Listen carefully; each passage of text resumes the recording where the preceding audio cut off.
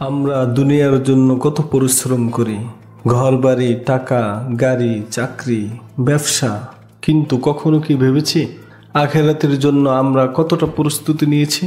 আল্লাহ তাআলা বলেছেন, ওয়ামা হাযিহিল হায়াতুদ দুনিয়া ইল্লা লাহু ওয়া লাইব ওয়া ইন্নাদ দারাল আখিরাতা লাহিয়াল হায়াওয়ান লাউ কানু ইয়ালামুন।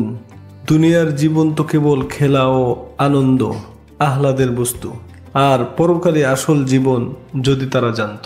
দুনিয়ার জীবন ক্ষণস্থায়ী, আখিরাতের জীবন চিরস্থায়ী।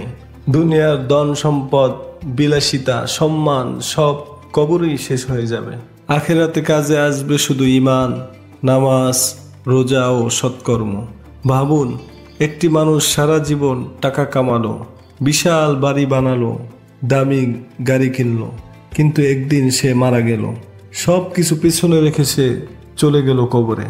তখন শুধু তার ঈমান আর আমলই তার সাথে থাকবে। ভাই ও বোনেরা, দুনিয়ার জন্য নয়, আখিরাতের জন্য বেশি চেষ্টা করুন, কারণ দুনিয়া সাময়িক আর আখিরাত চিরস্থায়ী। আল্লাহ আমাদের দুনিয়া ও আখিরাত দুটোই সুন্দর করুন। আমিন।